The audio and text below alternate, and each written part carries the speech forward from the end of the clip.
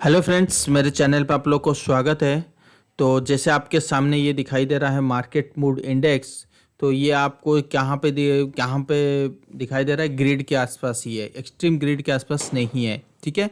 तो जिस वजह से हमें ये लग रहा है कि मार्केट में बाइंग क्राइटेरिया चालू है। अगर एक्सट्रीम ग्रिड के आसपास आता है तो यहाँ पे तो हेवी बाइंग तो चल रहा है, बट हो सकता है कि मार्केट एक टॉप बने। ठीक है। तो इस चीज़ को अगर हम देखें तो कम से कम ये समझ में आता है कि टाइम अभी है, फिलहाल थोड़ा सा टॉप बाकी है। अब पता नहीं निफ्टी की जो टॉप अभी फिलहाल जो बनने वाली है या जो वो कहाँ पे बनेगी, वो चीज़ हम चार्ट के ऊपर डिस्कशन करेंगे। ठीक है ना। तो चलिए, और मार्केट की अगर ऑप्शन चेन की बात करूं तो जैसे वीकली की एक्सपायरी मैंने कहा था कि 19,800 जो है टर्निंग पॉइंट है। सुबह सुबह जो था बोल रहा था कि भाई मार्केट एक तेजी में है। मतलब आज की बात नहीं कर रहा हूँ, फ्राइडे की बात। बट क्लोज होते होते 800 के आसपास आ गया है। बट मेरा मानना ये है कि ये वीकली की दिखा रहा है। देखिए 20,000 के आसपास तो ऊपर नहीं जाने वाला मार्केट। ठीक है ना। वीकली का अगर उसी जगह अगर आप मंथली देखने की कोशिश करोगे तो आपको ये दिखाई दे रहा है कि अगर 19,800 के सस्टेन निकलता है तो easily it can achieve the 20,000 level. तो क्या इस चीज़ को हम ऑप्शन चेन में चार्ट में देखने की कोशिश करेंगे, तब जाके समझ में आएगा कि हाँ भाई ये सही है या क्या है। ये देखिए डॉलर की चार्ट है, उसके बारे में हम बाद में बात करते हैं। अब देखिए जो मैं आपके सामने लेके आया हूँ, तो ये ऑलरेडी चार्ट मैंने ऑलरेडी पब्लिश कर दिया था फ्राइडे को। ठीक है। इसको 2 आवर्स में लेके चलते हैं। तो यहाँ पे अगर आप चीज़ों को देखोगे, ध्यान से देखोगे, तो क्या है ना, एक रेंज में बना हुआ है और वो trying to make a kind of triangle formation, ascending triangle formation. जब भी इस टाइप की ट्रायंगल फॉर्मेशन बनता है वो भी तेजी में, तो फर्दर ब्रेकआउट की चांसेस ज़्यादा होता है। और ये चीज़ कहाँ बनी ना, पिछला गैप के एरिया और एक रेजिस्टेंस के एरिया, तो काफ़ी बड़ा स्ट्रॉन्ग रेजिस्टेंस जोन फिलहाल तो बन जाता है, जैसे मैंने पहले भी कहा था वीकली की वीडियो में। ठीक है ना। तो यहाँ पे हेवी राइटर खड़े थे, तो वो चीज़ है। अब यहाँ पे अगर 870 और 860 के ऊपर जैसे ही ब्रेक करता है तो market easily it can achieve the 20,000 and 20,050 level. तो यहाँ तक तो है ही है, मतलब 150 पॉइंट की मूव आपको इजीली मिल जाएगा। 150 से 200 पॉइंट आप लेके चल सकते हो easily. You can achieve this point, मतलब दिस लेवल। ठीक है, वो चीज़ है। तो ऑप्शन चेन और chart both are saying same thing कि अगर 19,800 के ऊपर सस्टेन करता है और चार्ट 850 860 के ऊपर सस्टेन करता है तो मोमेंटम अभी बनी हुई है, सब कुछ ठीक है, बस अभी फटने का बारी है। मतलब 100 बस 150 पर। तो इस तेजी में हो सकता है कि जिनका शॉर्ट पोजीशन है तो हो सकता है कि वो स्क्वायर अप करने लगे, जिस वजह से हमें 20,050 की level easily you can get achieve. Okay okay.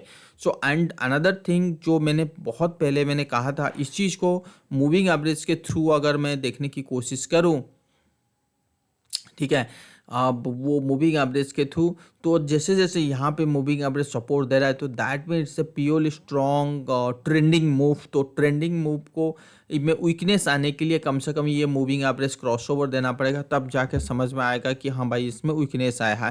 पहले मैं सोच रहा था कि kind of head and shoulder, inverse head and shoulder बनाने की कोशिश करेगा, बट ऐसा नहीं हुआ। और at the same time we got a strong trending move and ascending triangle near this level. So अभी तक यूएस मार्केट में ऐसा कोई गिरावट नहीं है। सो फर्दर अगर तेजी इसके ऊपर होता है तो we should forget about the inverse head and shoulder pattern. ये जो पैटर्न के बारे में हम सोच रहे थे इसके बारे में हम भूल जाएंगे। ठीक है। तो क्या फिर क्वेश्चन उठता है, तो क्या इसमें बड़ी वाली तेजी आ सकता है? देखिए अगेन आई एम सेइंग कि यहाँ से ही बाइंग आया है और ये जो स्ट्रक्चर है ये it's a purely lower low kind of structure. तो it's a very complex correction. It's not a simple correction as you think. Okay, it's a very complex correction. Still it's मतलब ये करेक्शन फेज में अगर मैं इसी चीज़ को daily chart में लेके चलूँ तो ये purely it's a very complex correction. नीचे आया फिर ऊपर गया, फिर नीचे आया फिर ऊपर गया, फिर नीचे आया फिर ये. तो इस टाइप के करेक्शन जो होता है तो ये मुझे दिखता है कि यहाँ से एक फ्रेश बाइंग की पोजीशन आना बड़ी मुश्किल है. तो इससे क्या होगा, इससे ये चीज़ होगा कि या यहाँ से सेलिंग आ जाए तो चलो समझ में आता है. अगर यहाँ नहीं आया तो ये ऑल टाइम हाई के आसपास यहाँ से सेलिंग आ सकता है. अगर यहाँ पे भी नहीं आया तो फिर कहाँ तक आ सकता है, जैसे मैंने यहाँ पे ट्रेंड लाइन वगैरह डाल के रखा हूँ तो 20,400 का की भी एक्सपेक्ट कर सकते हैं.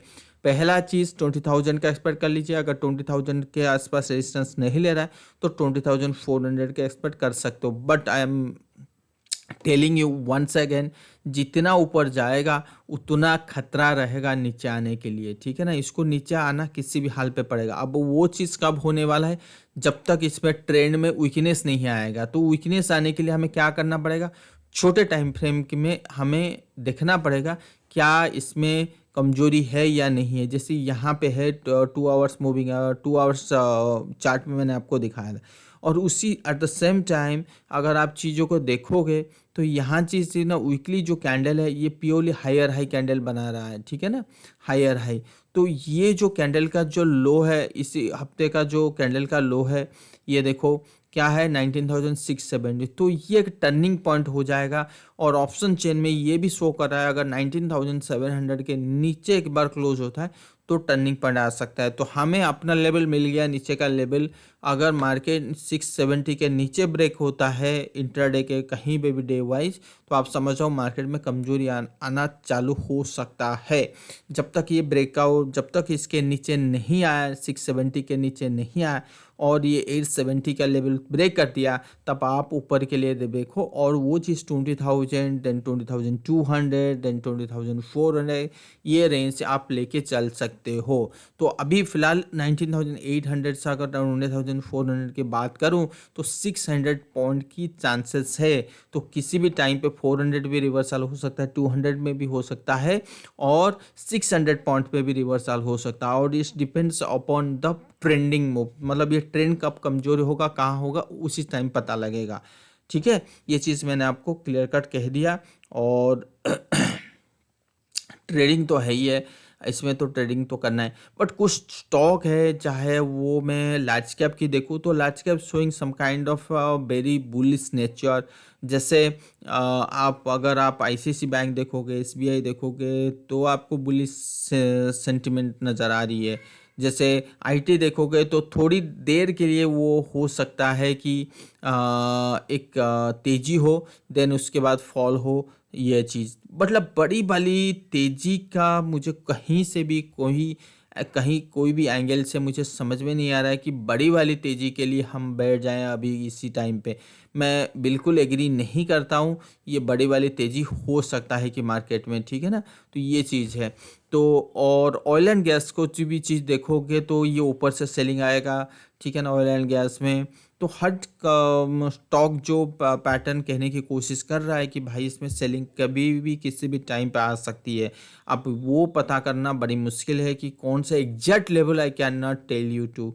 ठीक है, तो यहाँ पे निफ्टी के ऊपर ऑलरेडी आई हैव मतलब मैंने सब कुछ बोल दिया. अब आ जाइए बैंक निफ्टी.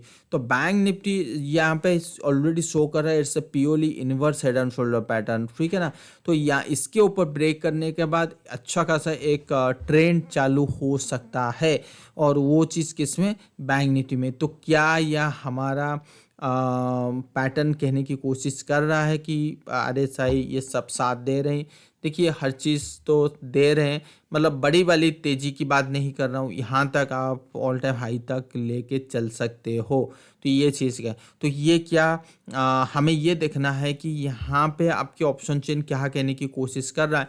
अगर मैं बैंक निफ्टी देखने की कोशिश करूँ तो बैंक निफ्टी यहाँ पे क्या दिखाई दे रहा है कि बैंक निफ्टी देखिए 43,700 जो इस हफ्ते का है, 43,800, देन 44,300.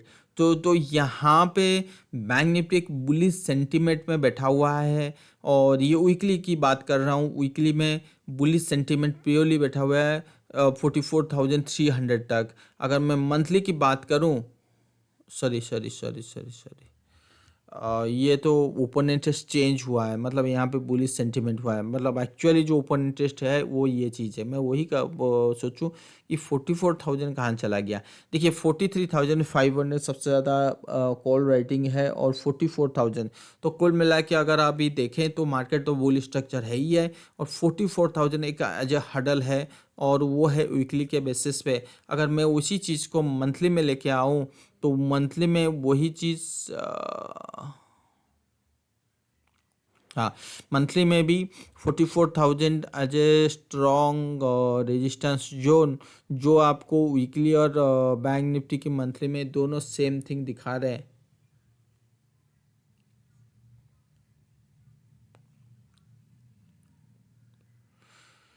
यहाँ पे कुछ गड़बड़ी मुझे लग रहा है।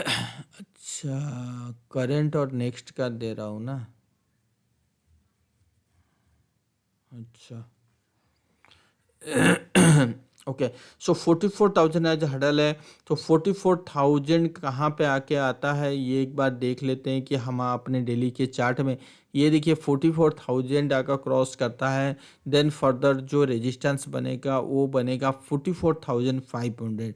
मेरा मानना है कि 44,000 के ऊपर तो एक बुलिश सेंटिमेंट बन जाएगा। जैसे यहाँ पे अगर मैं 15 मिनट के चार्ट में जाऊँ और इंडिकेटर ड्रॉ करूं, मतलब ये चीज़, तो मुझे ये यहाँ पे तो एक बुलिश सेंटिमेंट तो बन रहा है, बट मैं यहाँ पे थोड़ी देर के लिए चुप बाई बिल्कुल नहीं करूँगा जब तक 44,500 के ऊपर ना निकले। ठीक है ना, तो वो चीज़ मुझे जो निफ्टी में दिखाई दे रहा है कॉन्फिडेंट चार्ट वाइज, और ये आपकी ऑप्शन चेन है, जो वो कॉन्फिडेंट मुझे बिल्कुल बैंक निफ्टी में दिखाई नहीं रहा। इसका ये मतलब बिल्कुल नहीं है कि बैंक निफ्टी नहीं बढ़ेगा, बढ़ेगा, बट वो दोनों चीज़ साइड में बैठ नहीं पा रहे हैं। तो 44,500 के ऊपर चार्ट पूरा क्लियर आ जाएगा कि हाँ बाय बाय बनता है, उसी टाइम पे ऑप्शन चेन, आई होप कि ऑप्शन चेन में भी बाई की सिग्नल भी आ जाएगा 44,000 के ऊपर, वहाँ पे बुल स्ट्रक्चर। तो कुल मिला के उसके बाद बैंकिंग स्टॉक में भी काफ़ी अच्छा रैली मिल सकता है। ठीक है, तो उसके बाद ही जाके सेलिंग आया। तो ये चीज़ जो आपको चार्ट दिखा रहा है, बट मैं एक चीज़ आपको दोबारा कहना चाहूँगा कि जितना ऊपर जाए आप थोड़ा सा सावधान रहिए ट्रेडिंग के लिए, इन्वेस्टमेंट के लिए जिसमें आप बने रहें। आप ऑलरेडी बाय हो और उसको 6 मंथ्स, 1 ईयर, 2 ईयर, 3 ईयर के लिए होल्ड कर रहे हो, या इवन एबव 5 ईयर, तो होल्ड करिए, कोई घबराइए नहीं। ठीक है, थोड़ी सी परसेंटेज आपकी ऊपर नीचे होगी, but ultimately you will get handsome return at the end of the year, at end of the month. Okay, so मैं ये बिल्कुल बात नहीं कर रहा हूँ कि at end of the year का मतलब दिसंबर हो सकता है, मे बी जून जुलाई 2024 हो सकता है। ठीक है, इस चीज़ को ध्यान रखिए, मैंने 6 मंथ 1 ईयर टाइम फ्रेम की बात कर रहा हूँ। तो यहाँ पे अगर मैं ये डॉलर चार्ट देखूँ, तो डॉलर जो कमजोरी हुआ है इसकी पूरा पूरी फ़ायदा जो है मेटल सेक्टर, बुलियन सेक्टर और इक्विटी मार्केट उठा रहा है। तो यहाँ पे डॉलर जो कमजोरी हुआ है, तो डॉलर में कहीं ना कहीं ये बॉटम के आसपास आ चुकी है, ये 61.8% है, अभी तक क्यू टर्न नहीं हो पाया है, तो बट उसके आसपास आ चुका है। तो डॉलर में थोड़ी सी दिक्कत मतलब सस्टेनेबिलिटी, मुझे लग रहा है कि सस्टेनेबिलिटी आने वाला है। और ये चीज़ यूएस मार्केट के बारे में बात करूं, तो पहले मैंने कहा था कि it's a purely head and shoulder के बारे में बताया था, और यहाँ पे बाइंग आ सकता है। मैंने यह बोला था कि यहाँ पे बाइंग आ सकता है, यहाँ पे भी बाइंग आ सकता है। उसके बाद हमने 10% की रैली हमने देख लिया, और ये चीज़ कहा था कि यहाँ से सेलिंग आना चाहिए, और ये हेड एंड शोल्डर में भी हो सकता है। बट जिस हिसाब से यहाँ पे बाइंग आया है, और ये जो सेलिंग देखिए कितना टाइम लगा, और जो बाइंग है कितना टाइम लगाया, तो बाइंग में जो लग रहा है कि बहुत स्ट्रॉन्ग ट्रेंडिंग मोम आया है, और ये चीज़ अपनी जो हाई है, हाई के आसपास आ गया, दैट मीन्स कि it's not a head and shoulder pattern. But yes, यहाँ पे भी अगर यहाँ से सेलिंग नहीं आया तो मे बी यहाँ से सेलिंग आए। बट वो सेम थिंग है जो निफ्टी के बारे में बता रहा था यूएस मार्केट के बारे में, वो एक ही सेम ही थिंग है। हो सकता है कि थोड़ा सा अगर हेड एंड शोल्डर होता तो डर होता, अभी अगर नहीं है तो फिलहाल तो अभी डर नहीं है। बट S&P वही चीज़ कह रहे हैं कि कोशिश कर रहे हैं, नास्डैक जो इसकी हाई था, हाई को ब्रेक कर दिया है, चाहे नास्डैक यहाँ पे भी आ जाए तो भी इसमें सेलिंग आना चाहिए, ठीक है ना। तो ये चीज़ ध्यान में, ये चीज़ मैंने आपको बता दिया। सिल्वर के ऊपर मैंने बहुत बार बोला है कि सिल्वर, देखिए आज सिल्वर 1.8 तक मैंने भागा था, तो सिल्वर गोल्ड के ऊपर। बट एक चीज़ है कि जिस हिसाब से आपकी डॉलर फॉल हुआ है उसकी हिसाब से गोल्ड और सिल्वर में तेज़ी नहीं हुआ। तो इसका ये मतलब है कि अगर डॉलर में तेज़ी आना शुरू होता है तो कहीं ना कहीं, चाहे सिल्वर यहाँ पे हो चाहे सिल्वर यहाँ पे हो, यहाँ से भी एक सेलिंग देखने के लिए मिल सकता है, उसके बाद तेज़ी होगा। तो गोल्ड और सिल्वर की जो मैं बाय कर रहा था उसको 6 to 1 ईयर के पोजीशन के लिए बने रहिए, डरने की बात नहीं है। कुछ समय तक, 2 महीना 3 महीना तक एक थोड़ी सी दिक्कत आ सकती है जो डॉलर की मूव, बट अल्टीमेटली ये चीज़ देखिए ऊपर जाएगा तो फिर दोबारा हो सकता है कि यहाँ तक आए 1920 तक। बट डरने की बात नहीं, जितना कंसोलिडेशन आपने यहाँ पे करेगा उतना बढ़िया होगी बड़ी टारगेट के लिए, ठीक है ना। तो बने रहिए और डरने की बात बिल्कुल नहीं है, ठीक है। तो ये चीज़ देखते हैं और मैं कोशिश करता हूँ कि एक वेबिनार बनाऊँ और उस वेबिनार में एक जो ऑप्शन चयन की है और डायरेक्ट कैसे इंडेक्स ट्रेडिंग करें, इंडिकेटर वाइज ट्रेडिंग कैसे करें, तो उसकी वेबिनार में, तो लेट्स सी दिसंबर में मैं सोच रहा हूँ कि दिसंबर में बनाऊँ। तो देखते हैं कहाँ तक कैसे होता है, क्या होता है, ठीक है ना। तो बिल्कुल आपको इन्फॉर्म मिल जाएगी और तो जिन जिन लोग को क्वेरी पूछनी है तो मुझे मैसेज करके आप पूछ सकते हो और बाकी लाइक सब्सक्राइब कर लेना। Thank you. और मुझे SBI और ICICI बैंक, अगर बैंकिंग सेक्टर में अगर आप पूछ रहे हो तो ट्रेडिंग के लिए SBI और ICICI बैंक बहुत अच्छा लग रहा है। और मैं चाहता हूँ कि मारुति में भी कंसोलिडेशन के बाद ब्रेकआउट हो और उसमें बहुत अच्छी रैली भी आए। अ, बस यही है, ठीक है ना। Okay bye, thank you.